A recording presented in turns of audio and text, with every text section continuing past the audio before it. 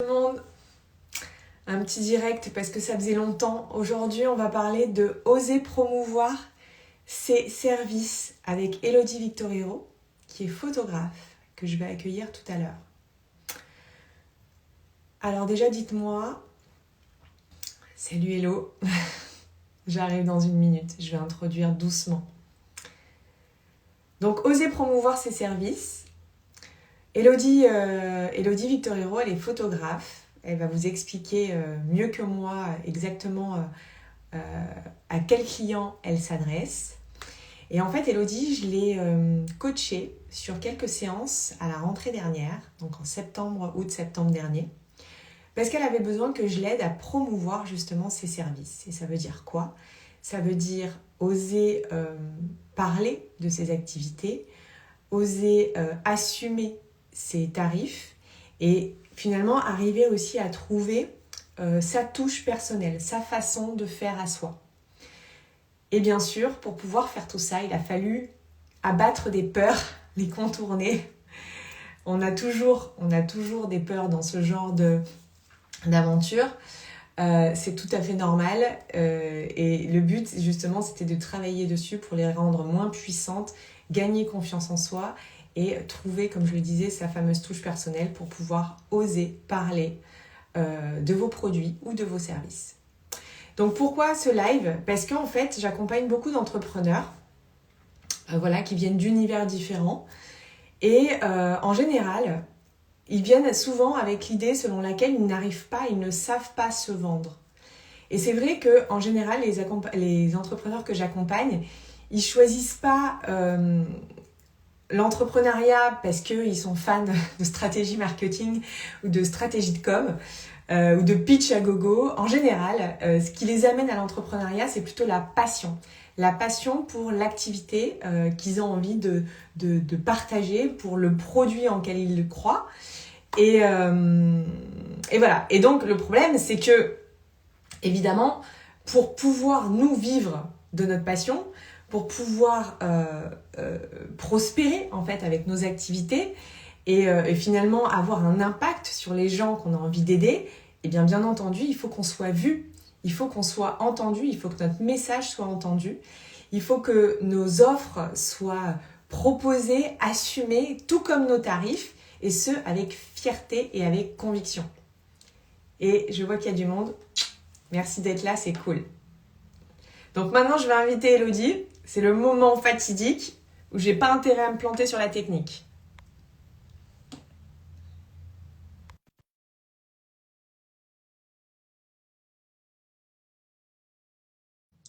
Hello. C'est le moment où je suis pas bien là. Ah, ça va le faire. Non, bien sûr. Ouais, c'est bon. Je voudrais savoir, Hello, excuse-moi, avant de commencer, est-ce que tout le monde nous entend ? Est-ce que le son est bon de votre côté ? Il y a des coucou, salut tout le monde. Merci d'être là.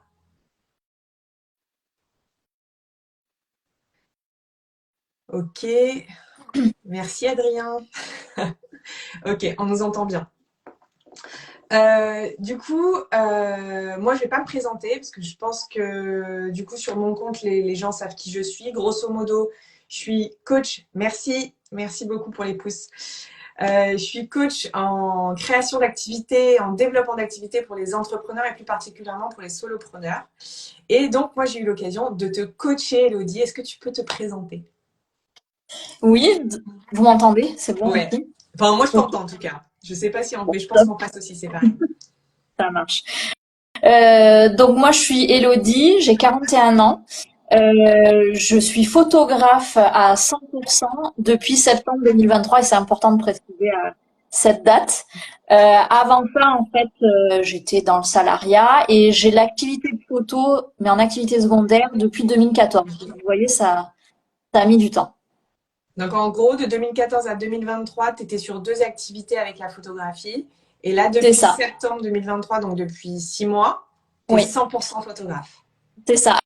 Alors, la petite nuance, c'est qu'en 2021, on est parti vivre à La Réunion et que les obligations ont fait que j'ai pas repris une activité salariée, que ça m'a permis justement de tester l'activité de photo à La Réunion en refaisant un réseau.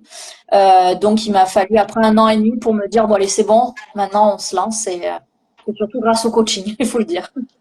Et en même temps, ok, moi je suis le petit coup de pouce qui va t'aiguiller et te faire gagner du temps, mais c'est toi qui as fait le taf. C'est ça.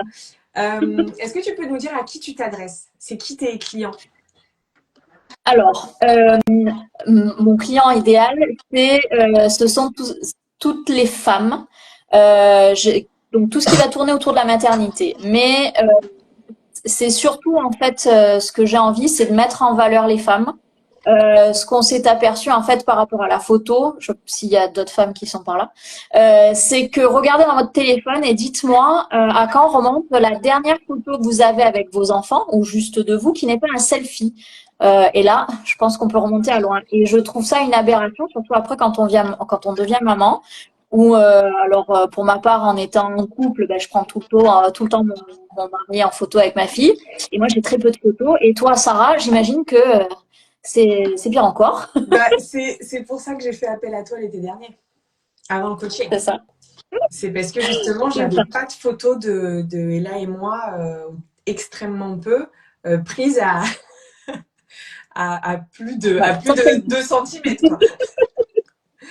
C'est ça. Donc, ce que j'ai envie, moi, de proposer, c'est vraiment ce créneau-là, c'est-à-dire pour ces femmes, pour dire, voilà, moi, je vous propose un temps, on va s'amuser, ça va être chouette, et on va faire des photos de vous, vous pourrez garder toute votre vie. Et puis, il y a des petits tips aussi après pour davantage demander aux gens de se faire prendre en photo ou comment poser, parce que ce qui revient aussi à 99% des cas, c'est, ah, mais je suis pas photogénique, ah, mais je sais pas faire. Oui, il y a Donc, des peurs. je guide aussi là-dessus. Mm. Tout à fait. Donc, c'est au-delà de juste prendre une photo, c'est vraiment partager quelque chose de fort et puis après de sortir de la séance photo un peu grandi euh, en se disant, ah, mais ouais, mais ça, en fait, il faut que je le fasse chaque année. Ouais, c'est exactement ce qui s'est passé hein, pour moi, puisque j'ai eu fait l'expérience avec toi. C'était de dépasser vraiment la peur de l'image qu'on renvoie sur papier photo, quoi. Et ouais, c'est une sacrée expérience que je vais réitérer du coup prochainement. C'est Mais ça. juste pour moi, là, ça va être autre chose. Dis-moi, quand tu es arrivé en coaching avec moi, est-ce que tu peux nous raconter où est-ce que tu en étais, professionnellement parlant? Qu'est-ce qui se passait pour toi? Alors, il y avait des choses qui marchaient, mais il y avait aussi des choses qui n'aboutissaient pas. J'étais frustrée. Je savais pas trop par quel bout prendre les choses. Je voyais que la façon que j'avais de faire était pas structurée non plus. Mmh. Et donc, je me suis mise dans l'idée du coaching en me disant, ce serait bien en fait que j'arrive à faire une présentation écrite carrée euh, pour mettre en avant mes services et ce que je suis et ce que je fais, pour pouvoir après être plus à l'aise aussi à l'oral, parce que dans la problématique de j'arrive pas à me vendre, je crois que je suis catastrophique d'aller voir quelqu'un et de lui dire bonjour, je suis photographe et de proposer mes services. Et c'en est ridicule, je transpire, voilà. Il y a tout mon corps en fait qui parle parce qu'il n'a pas géré cette situation. Et donc je m'étais dit qu'en ayant déjà une présentation de mes offres carrée, quoi, disons vraiment on savait ce dont j'allais parler, ce que j'allais vendre, que ce serait déjà plus facile et on est parti sur ça au niveau du coaching. Mais justement, ce que je voudrais savoir, c'est que où t'en étais avant de parler forcément de la problématique. Toi, t'en étais où professionnellement? T'en étais Ah, à quel euh, stade? J'étais vraiment un entre-deux de me dire, voilà, soit je le tente maintenant de me lancer à 100%, soit je vais en fait, je retourne vers une activité salariée. C'était vraiment, je m'étais dit septembre, c'est vraiment le moment clé. Et si je vois que en fait, soit j'arrive à prendre le tournant, soit je retourne vers une activité salariée. Mais on va pas se mentir, hein, c'était aussi par dépit. Ouais, donc, Parce que je sentais que j'étais pas allée de retourner vers une activité ah oui, salariée parce que pour moi, j'étais pas allée au bout de tout ce que je pouvais entreprendre sur la photo. ok. Donc là, on va dire que quand tu me contactes pour le coaching, tu as un moment charnière où tu te dis, ok, là Tout maintenant, à c'est fait. soit j'y vais à fond la caisse, soit Ouais. bah du coup, ça veut dire que je continue dans le salariat, mais par dépit.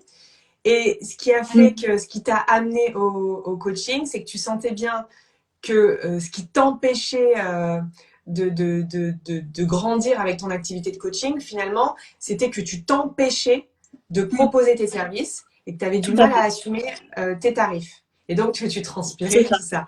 Mais du coup, les conséquences, c'était quoi les conséquences que ça avait de pas te sentir, hein, c'est pas de pas être, de pas te sentir capable d'exprimer, de te valoriser, de te vendre.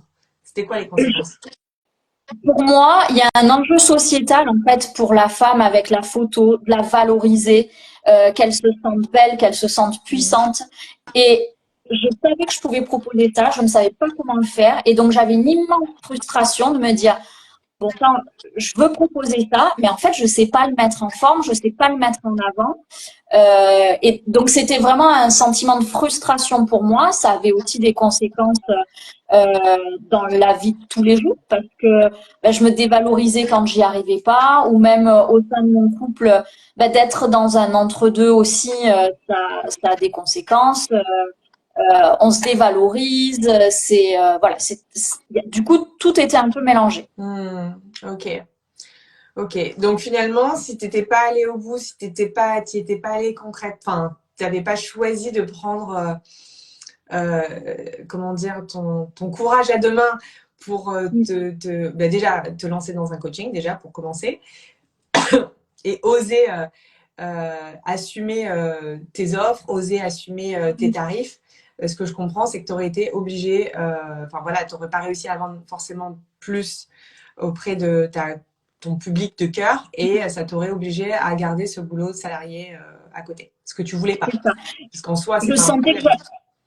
c'est ça, mais je sentais en fait que je me limitais. Mm. Je sentais que j'avais pas atteint mon potentiel aussi, et il fallait que j'avais besoin d'aide, clairement. Mm. Et moi, j'arrivais pas moi à me procurer cette aide-là, et donc en allant chercher le coaching, c'était ce tremplin en fait que je cherchais. Ok.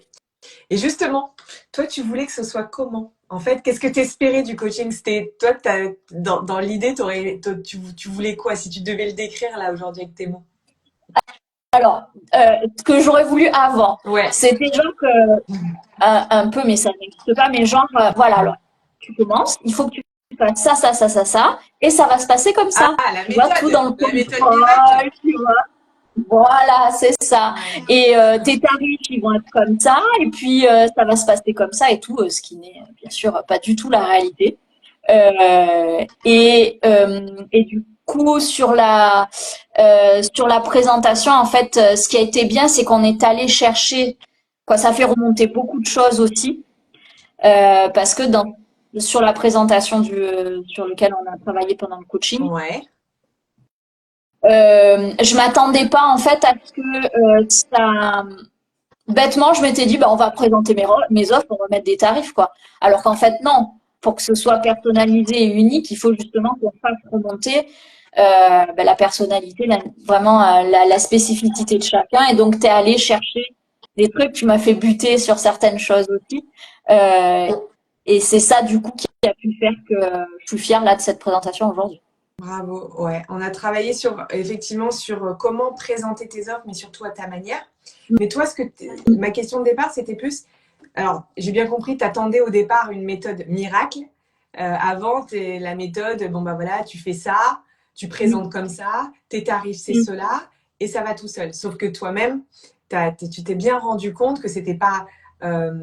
Ça n'existe pas, les méthodes miracles. En fait, vous avez toute une spécificité, tout un public cible particulier, là, je parle des femmes, mais ça pourrait être des hommes, bien entendu, tous un message particulier à faire Mhm. passer. Et c'est vrai que pour être un peu plus impactant dans sa communication, on a besoin vraiment de définir ce qu'on appelle le persona, c'est-à-dire la personne, de définir très précisément le type de personne à qui on a envie de s'adresser, puisque plus tu sais à qui tu veux t'adresser, plus c'est facile de trouver les justes mots pour pouvoir l'embarquer dans ton univers. Ça te permet aussi de sélectionner justement les personnes qui sont justes pour toi et d'attirer à toi les personnes qui te ressemblent aussi d'une certaine manière, en tout cas qui matchent avec ton message. Et puis se rappeler aussi que finalement, ça je le répète très souvent, et les gens n'achètent pas uniquement ce qu'on fait, mais aussi pourquoi on le fait. Et le pourquoi, il est très fort, et des fois, même nous, on s'en déconnecte un petit peu, on oublie un peu pourquoi on fait les choses. Et c'est vrai que s'y reconnecter, non seulement nous, ça nous aide à trouver l'impulsion, la motivation pour faire les choses, parce que c'est souvent très fort émotionnellement parlant. Mais en plus, si on arrive à transmettre ça à notre communauté, on va réussir, on va aller faire écho, on va aller les toucher au plus profond de leur cœur. Et finalement, c'est ça qu'on veut pour pouvoir impacter, changer les choses dans notre monde. Bon, en tout cas, j'ai compris que dans l'idéal, tu avais envie d'être capable d'arriver vers les gens, de présenter tes offres avec fierté, avec conviction, C'est ça, avec plus sans d'assurance, rougir, avec c'est plus ça. d'assurance, sans trembler, sans rougir. Et puis aussi, je me rappelle que pour les tarifs aussi, tu étais vachement challengée. C'est-à-dire que les gens te demandaient très régulièrement des prix, de négocier ou payer pas dans les temps. Tu peux nous en parler un peu de ça? Et comment ça te Tout dérangeait? à Comment fait. c'était problématique? Alors, c'était systématique. Je m'étais aussi inspirée d'autres photographes pour voir ce que les autres faisaient, comment il fallait faire, etc. Donc, c'est un vrai débat sur est-ce qu'on affiche ou pas les tarifs, que ce soit sur Instagram ou sur un site internet. Donc, moi, j'étais entre les deux. Et je m'apercevais en fait que par les réseaux sociaux, systématiquement, les gens étaient négociés quand je leur affichais les tarifs, ou alors carrément, on m'envoyait un montant et en gros, c'était eux qui décidaient du prix de la séance photo. Sans même avoir compris ou avant que j'ai expliqué en quoi consistait la séance et tout ce que j'avais envie de faire ressortir. Et du coup, physiquement, je me figeais. Euh, et petit à petit, j'ai compris qu'en fait, ce que ça me faisait, c'est que j'avais l'impression en fait qu'on dévalorisait mon travail en négociant mes tarifs. J'avais l'impression que ça voulait dire que mes photos, elles étaient pas assez belles. Il y avait un peu tout qui se mélangeait, alors que finalement, c'était uniquement une projection de ma part en fait. Ce qu'on a appris du coup dans le coaching aussi, c'est que des gens qui vont négocier, il y en aura toujours. Ouais. Et surtout que ça ne veut pas dire que parce qu'ils négocient, ça veut dire que mes photos sont pas belles en fait. Parce que prenez l'exemple de photographes qui font des séances photos à 5 000 euros, les gens savent que c'est 5 000 euros, ils savent ce qu'ils vont avoir, ils vont pas aller négocier. Donc moi je me dis mais pourquoi moi ça marche pas? Et effectivement c'était parce que mon offre étant pas claire, du coup les gens aussi essayaient de négocier. Hmm. Donc, ouais. Donc, en fait, ce que tu as compris au travers de l'accompagnement, c'est que comme toi, tu n'osais pas forcément parler et clarifier ce qu'était ton offre, ni qui était ton public de Oui, cœur, t'attirais à toi pas forcément les bonnes personnes, ou alors en tout cas les oui, personnes qui passaient leur temps à négocier, et ce qui avait toi tendance à dévaloriser ton travail. Tu avais l'impression que du coup c'est ça, c'était lié à la qualité de ton travail, alors qu'en fait, rien à voir. Donc c'est tout ça à qui est fait. intéressant aussi, c'est d'arriver à changer de point de vue dans le coaching. C'est d'arriver à prendre du recul et de sortir des histoires qu'on se raconte dans nos têtes et qui vont, Oui. tu l'as dit, nous figer. C'est-à-dire que du coup, on n'ose plus promouvoir, on n'ose plus même assumer nos tarifs et on accepte des tarifs qui sont pas les tarifs justes pour nous. Ça crée beaucoup de frustration, parfois même de colère. Et du coup, à la Oui, longue, si on laisse le truc s'installer, c'est beaucoup aussi d'épuisement. c'est ça. Finalement, on se coupe de la joie qu'on trouve dans le métier et dans l'occurrence dans la photo qui toi te tient à cœur. Donc l'idée c'est aussi dans l'énergie d'assumer ce que tu fais parce que tu connais la valeur. Et rappelle-toi, on a travaillé sur la valeur aussi Oui. de ton travail.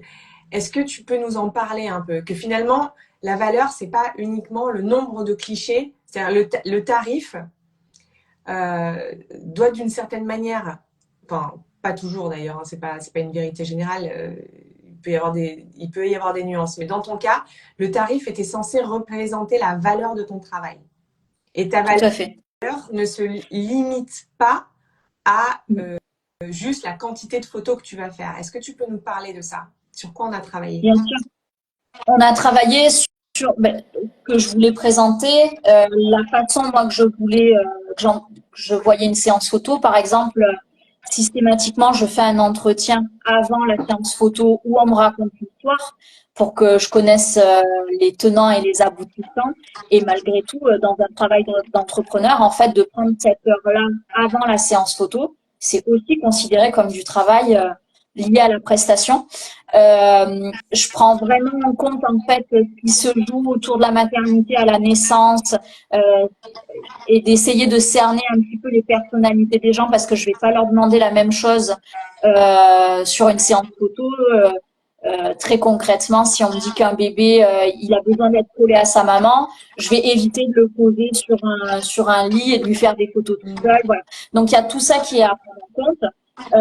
Et du coup, ça ajoute une valeur parce que la séance photo, ça va vraiment être un moment où on va discuter, où les gens vont me raconter des choses. Et j'aime dire en fait que la photo, pour moi, c'est de l'art-thérapie. Je suis pas thérapeute ou quoi que ce soit, mais c'est vrai que on parle de choses, on évacue certaines choses. Et vraiment, le rendu après avec les photos, c'est le résultat final. C'est ça, c'est ce qui va rester pour toute la vie. Et donc ça aussi, c'est un enjeu parce qu'il y a un devoir de souvenir, il y a un devoir de mémoire, d'héritage. Et tout ça fait que ma séance photo, c'est tout ça. C'est le avant, le pendant et le après pendant très très très longtemps. Ouais. Et je me rappelle qu'on avait utilisé le mot expérience. Que Tout à fait. c'était pas Tout à fait. juste une séance photo. En fait, finalement, tu ne vends pas que la photo, que le truc final. Donc, je paraphrase un peu ce que tu viens de dire. C'est l'avant, le pendant et le après. Et l'avant, et en fait, c'est aussi beaucoup de personnalisation, de temps pour connaître la personne, de rentrer dans son intimité. Et il y a, même si c'est pas de la thérapie, il y a une forme d'art-thérapie dans le sens où il y a quelque part un travail de guérison, de réparation. Et tu m'avais même parlé, il me semble aussi, de mère-fille plus âgée, pour, pour, avec qui ça recrée de la connexion pendant la C'est ça, séance. c'est ça. J'ai créé après des séances spécifiques, donc telles que j'appelle connexion ou reconnexion. Ça se fait dans n'importe quel duo. Ça peut être mère-fille, mais donc grand-mère, mère, petite-fille, garçon, père, peu importe, cousin. Le but, c'est vraiment en fait de se dire là, pendant ce moment-là, on va partager quelque chose d'unique et je demande aux personnes d'écrire un texte qui se donne en fait après.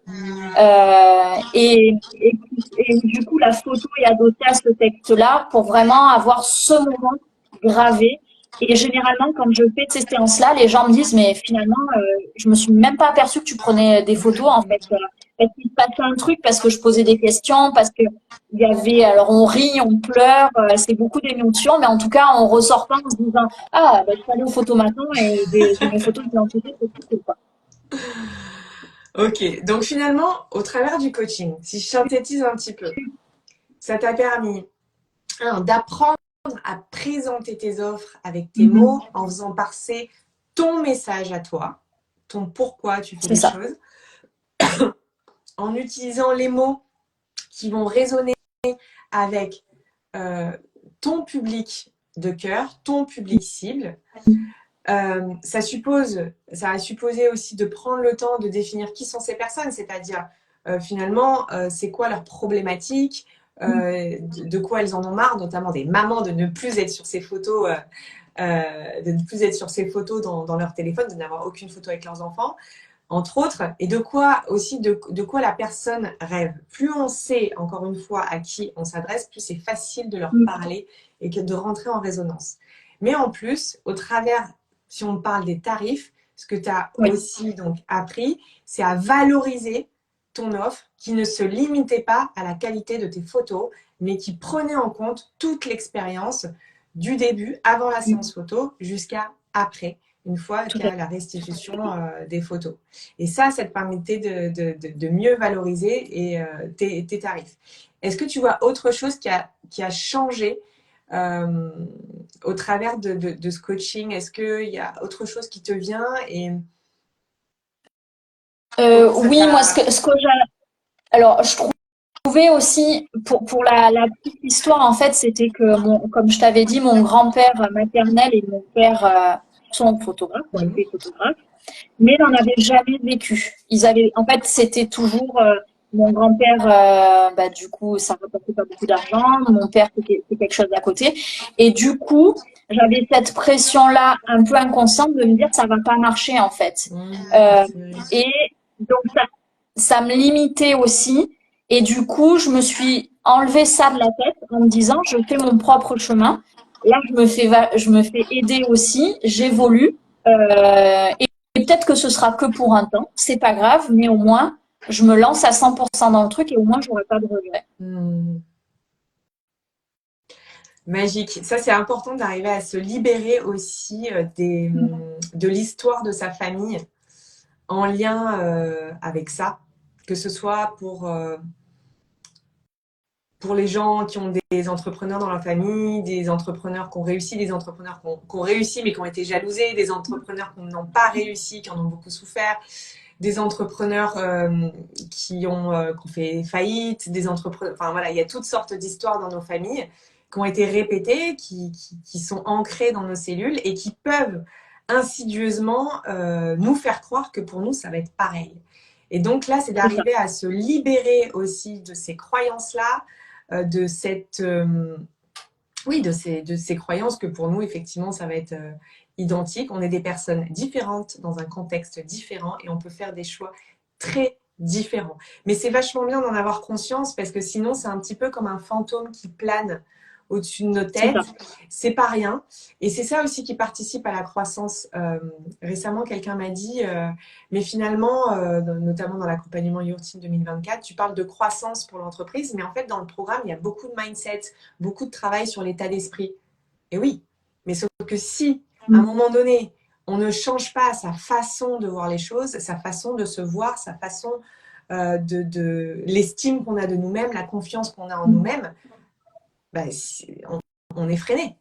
Et en fait, on peut avoir toutes les solutions clés en main, justement, dont tu parlais tout à l'heure. Si tu ne crois pas en toi, si tu crois que de toute façon, de base, c'est pas possible et que c'est que pour les autres, mais en fait, même cette solution clé en main, tu ne t'en saisiras pas, ou en tout cas pas dans les bonnes conditions. Donc, oui, travailler sur son système de croyance, c'est super important pour booster la croissance de son entreprise. Ça, j'en suis persuadée. Finalement, le coaching, c'est beaucoup de ça. Bien sûr que des fois, on Ouais. parle justement de pitch, de persona, de marketing, de comment se mettre en valeur, mais il y a aussi tout un travail sur les croyances, la confiance en soi, l'estime de soi, le syndrome de l'imposteur, blablabla. Bon, tu as compris, mais voilà, ça participe à ça. Donc, du coup, j'avais d'autres questions. Concrètement, j'aimerais savoir aujourd'hui, qu'est-ce que ça a changé de savoir faire tout ça? Concrètement, dans Alors, les faits, professionnellement. concrètement, déjà, j'arrête en fait quand quelqu'un, alors ça n'arrive plus, hein, clairement. J'assume en fait si quelqu'un me dit, c'était pas mon budget, soit il y a une histoire un peu particulière et on essaye de trouver quelque chose ou quoi. Mais en fait, j'apprends aussi à dire non. J'ai appris en fait à dire, tant pis en fait, si c'est pas dans votre budget, c'est pas moi le photographe que vous choisirez. J'ai appris aussi à je m'étais un peu éparpillée, j'avais fait des collaborations aussi et je m'épuisais là-dedans et ça me ressemblait pas ça. Donc après le coaching, j'ai appris aussi à dire non, ça j'arrête, ça je continue ou en tout cas maintenant c'est en ces termes-là. Donc de m'assumer davantage. Et le meilleur exemple qu'il y a eu, donc on a fait le coaching en août, en septembre, je me suis lancée à 100%. Euh, et je t'avais dit que j'avais postulé pour un poste. Et je crois, allez, 3 jours après la fin du coaching, il y a cette personne qui me rappelle en me disant que j'ai le poste, alors qu'il n'y avait rien de sûr. Hein, et là, j'ai eu un bug. Et en fait, tout de suite, c'est le premier truc qui m'est venu, c'était de dire, ah ben non, c'est pas possible. En fait. Là, c'est pas le moment. En fait, c'est plus le moment de ça. Maintenant, là, c'est le moment de la photo.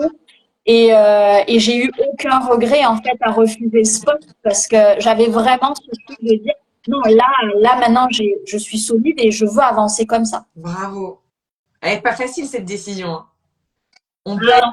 t'amener vers la sécurité financière très, très, très, très rapidement. Ce qui en soi aurait pas été, je veux pas diaboliser le fait de Non, non. prendre un boulot alimentaire à côté, mais il faut bien se rendre compte que quand on fait ça, c'est du temps en moins, c'est beaucoup de temps en moins, et donc ça ne veut pas dire que c'est pas possible de développer son activité à côté, mais il faut aussi accepter que ça va prendre aussi plus de temps. Donc s'assurer que Tout à fait. les décisions qui nous poussent à prendre un boulot alimentaire ou à garder un boulot alimentaire sont pas uniquement motivées par une peur, je dirais, pas irréaliste, mais voilà, s'assurer, je sais plus si on l'avait fait ça avec toi, mais souvent, moi, je propose à mes clientes, à mes clients de poser noir sur blanc sur le papier quelles sont leurs rentrées d'argent, quelles sont leurs sorties d'argent pour savoir exactement, concrètement combien il leur reste et de quoi ils auraient besoin pour se sentir un peu plus en sécurité. Parce que des fois, on s'en fait des caisses rien que dans sa tête, alors qu'en réalité, on peut tenir. On peut tenir. C'est ça.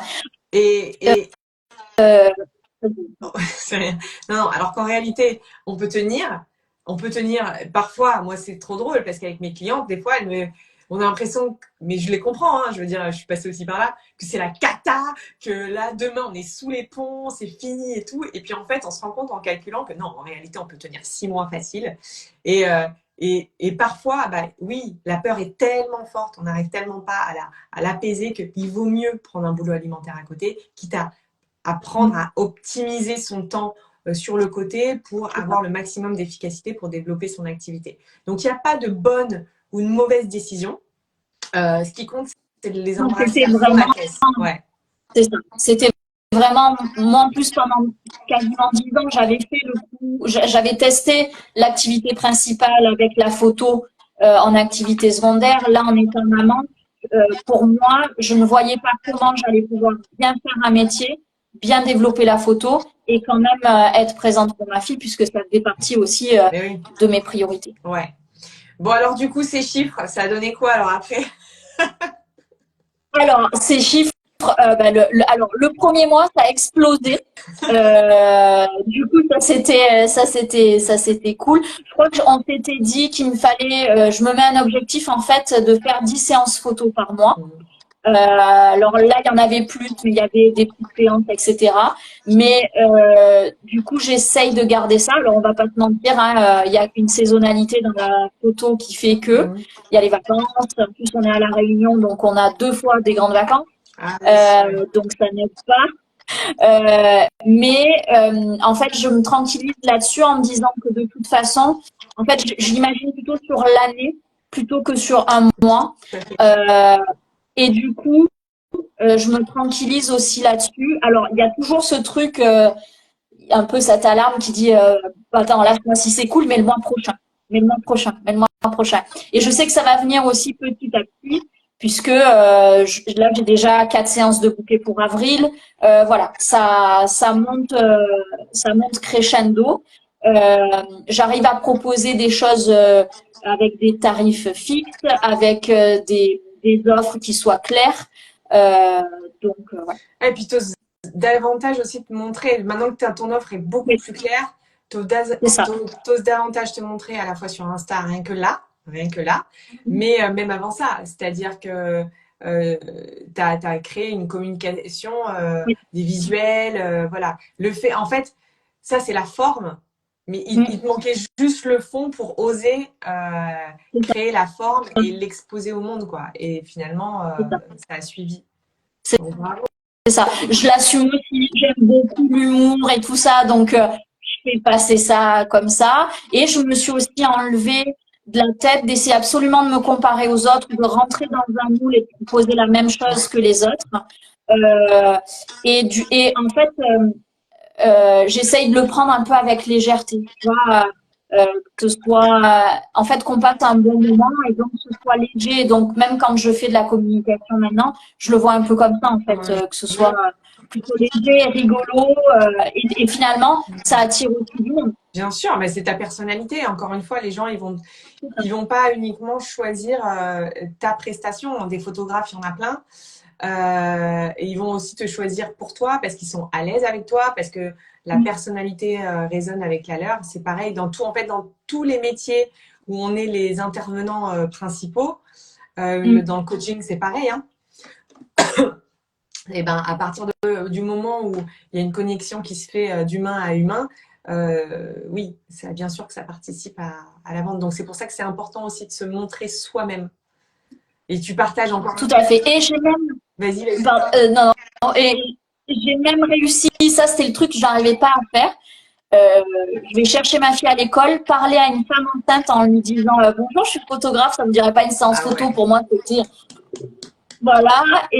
Et là, je suis allée la voir, donc j'ai commencé par lui poser des questions parce que ça m'intéresse, voilà, tout ça. Donc, je lui pose des questions sur sa grossesse et elle me dit que son terme est le jour même. Et du coup, en rigolant, je lui dis, bah, je suis photographe, je voulais vous proposer une session grossesse, mais finalement, je vais peut-être vous proposer une session naissance. Et donc, elle a rigolé, elle a pris ma carte et tout. Et donc, je me suis dit, mais voilà, Voilà. mais c'était juste ça. En C'était fait, juste ça. fallait pas se prendre à la montagne. C'était juste ça. C'était juste ça. Mais ouais, non, mais c'est normal d'avoir peur, surtout au démarrage. C'est toutes les histoires qu'on se raconte. Et en fait, en essayant, en osant, les premières fois, c'est un peu difficile, bien sûr. Mais après, on se rend compte que quand c'est bien fait, et que c'est naturel et c'est très, très bien accueilli.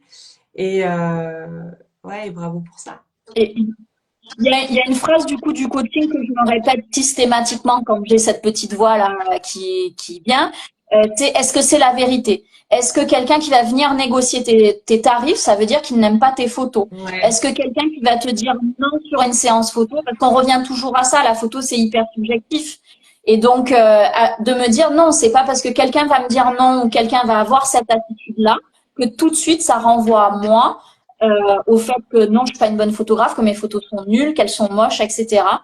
Et donc se dire à chaque fois, est-ce que ça c'est la vérité, est-ce que c'est avéré ou pas, ça m'aide vachement. Ouais, le travail, encore une fois, sur les pensées, les croyances. Déjà, bravo parce que ça suppose d'être capable de s'arrêter, de dire finalement quelle est la pensée bloquante, quelle est la pensée, l'histoire que je me raconte dans ma tête et qui m'empêche d'aller vers cette personne. Et ensuite, effectivement, d'aller la challenger et dire attends, est-ce que c'est vrai cette histoire que je me raconte dans ma tête? Est-ce que j'en suis sûre à 100%? Et à partir du moment où on se dit non, c'est pas sûr, ça veut dire qu'il y a une petite marge à aller chercher pour oser. Mais ça s'apprend, bien entendu. C'est quoi tes projets? Ah, pardon. Pardon. Non, non. Et du coup, même le refus, on le prend avec plus de légèreté aussi. Oui. Ou la critique, je la prends avec plus de légèreté aussi. Voilà. Donc, ça aide pour tout. Mes projets, ce serait de continuer à rendre les femmes belles et déjà de base et au papa aussi, parce qu'à la sortie d'une séance photo, quand ils me disent ah non mais finalement ça s'est trop bien passé, j'ai des papas qui me suggèrent des trucs et tout pendant les séances photo. Donc continuer sur ça vraiment d'avoir les deux, qui te suggère de les valoriser. Il y en a qui m'ont dit au début qui me disaient ah non mais moi je sais pas si je vais être sur les photos, alors genre vous inquiétez pas, on fait les photos, vous sautez d'un côté, hop dans le champ, hop champ, hors champ et tout. Puis après qui me disent oui alors sur Pinterest j'ai vu telle photo avec le bébé, ça vous dit pas? Mais bien sûr il y a pas de souci. Donc ils deviennent aussi force de proposition, donc ils prennent confiance en eux aussi et donc c'est top. Donc continuer à valoriser, à mettre en avant comme ça la vraie vie comme j'appelle ça. Et puis de développer, là j'étais beaucoup sur la maternité, j'aime beaucoup aussi l'aspect entrepreneurial, donc aider les entrepreneurs à créer leur identité visuelle, comme moi ça a pu m'aider aussi, donc faire ce pendant-là. Et puis vu qu'on est entre la Réunion et la métropole, essayer à chaque fois de pouvoir voyager, de proposer des photos sur l'île et sur la métropole. Ouais, une séance avec moi cet été. C'est ça. J'ai peur. Bon, nous on se retrouve dans Your Team, hein, à nouveau. Exactement. Your Team Voilà. 2024. Parce que donc, comme j'avais j'avais fait le coaching donc finalement en septembre ou quoi, août 2023. Je sens que régulièrement, il y a des choses où moi j'arrive à gérer, mais je sens que j'ai besoin d'une impulsion en fait régulière.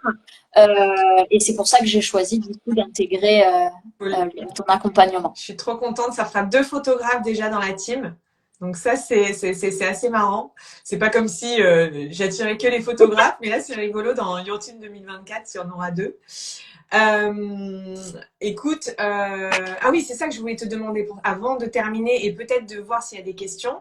C'était si tu avais 1 ou 2 tips à proposer à des entrepreneurs qui, comme toi, démarrent alors que ce soit autour de la promotion de ses services et de ses offres ou que ce soit autre chose. Est-ce que tu as envie de passer un message? Est-ce que tu as envie de dire quelque chose, de partager quelque chose qui t'a beaucoup aidé? Alors, vraiment, c'est sur les pensées limitantes, en fait. De dire, d'arrêter de croire qu'on va être jugé. J'ai mis longtemps, en fait, à assumer à dire que j'étais photographe. Quand on me demandait, je suis photographe. Voilà. Alors, c'était juste la peur du jugement, mais au final, quand on arrive à se libérer de ça, à se libérer, en fait, euh, de cette peur, en fait, d'être jugé, on assume aussi ses décisions entrepreneuriales et on avance. C'est vraiment un boulet qu'on se laisse sur le côté, je trouve. Euh, donc, ça, c'est le premier truc. Je suis quelqu'un qui anticipe beaucoup les réactions des gens en me disant, ah ben, donc j'ai dit ça, donc il va se passer ça, ça, ça, ça, ça. Et ça, c'est complètement contre-productif. Voilà, ça fait vraiment partie des pensées limitantes que j'essaye de taire et qui, du coup, ben, déjà, on est quand même vachement plus reposé hein, quand on n'a pas toutes ces pensées parasites. Et en plus, on avance à son rythme et on est en paix avec ses décisions entrepreneuriales d'arrêter ou de poursuivre un partenariat, d'aller vers tel ou tel client, de refuser certains clients. Et du coup, ben, on est plus serein aussi. Et toi, tu conseillerais quoi alors pour travailler sur ces pensées limitantes? Si c'est vraiment quelque chose d'important. Alors, ben, je pense que moi, comme je t'avais dit, je faisais le coaching avec toi et en parallèle, j'étais suivie aussi par une psy. Et du coup, de pas hésiter à se faire accompagner quand on n'arrive pas, en fait, quand on est trop sous l'eau, quand on a trop la tête embrouillée par toutes ces pensées parasites, de demander de l'aide, en fait, et d'aller chercher l'aide. Et effectivement, ça peut être un coût, mais c'est un investissement, en fait. Et le temps que j'ai gagné en faisant le coaching, ouais, ça n'a pas de prix. C'est vrai qu'en fait, on a tendance à dire, enfin, même moi je le dis, hein, mais je vais éviter la confusion, je vais en profiter. On a tendance à dire que le coaching, c'est un accélérateur. Et donc, du coup, on a l'impression que ça va nous obliger à en donner encore plus, à faire tout beaucoup plus vite et tout. En fait, c'est un accélérateur dans le sens où on enlève juste les obstacles qui sont parfois intérieurs, donc ces fameuses pensées, ces peurs, ces croyances. Et le fait de les enlever sur notre terrain, on avance juste plus vite. Mais on n'en fait pas plus, forcément. On en fait même d'ailleurs moins. Donc, comme tu disais, on s'épuise moins. Ok, donc travailler sur ces croyances limitantes, se faire aider pour ça. Est-ce que tu as un autre tips, un truc vraiment que tu as envie de partager ou c'est bon, là, t'estimes que ça y est, t'en as assez donné? Non, je crois que c'est tout. Ça va, c'était déjà pas mal. Bon, je te remercie infiniment. Voilà. Et tu peux nous dire quand est-ce que tu es en métropole? Parce que du coup, tu es à La Réunion quasiment toute l'année, mais en métropole, tu vas être là quand? Cet été, on n'a pas encore les dates, mais juillet, août, la rentrée des classes et tout à La Réunion, elle est mi-août, donc ça devrait être, on va dire, juillet et début août.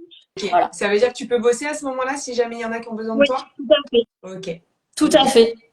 J'ai déjà d'ailleurs toi et une autre personne aussi qui m'ont booké des séances photo en me disant dès que tu as tes billets d'avion, tu nous dis, on fait la séance. J'ai ma copine Marie aussi qui va t'appeler. Je te l'ai dit. Très bien. Est-ce qu'il y a petit coup de pression à Marie du coup qui regarde là, peut-être? Pas de pression, c'est elle qui m'a sollicité, qui m'a demandé ton contact. Je voudrais juste voir s'il y a des gens qui ont des questions à poser par rapport à tout ce qu'on a dit, que ce soit à Elodie ou à moi sur le coaching ou autre, ou la photo. ces prestations. En tout cas, merci d'être là. C'était cool d'être passé nous faire un petit coucou. De toute façon, il y a le replay juste après. Je vois qu'il n'y a pas de questions, hein, je crois. Si on a, n'hésitez pas à les écrire sous la vidéo. On y répondra avec grand plaisir. Voilà. Hello, à bientôt. Oui. À bientôt et merci pour cet exercice. Ça fait partie des choses qui étaient sur mes objectifs à atteindre. Et ça y est, j'ai fait un Un live. cap de passer. T'es prête pour le deuxième.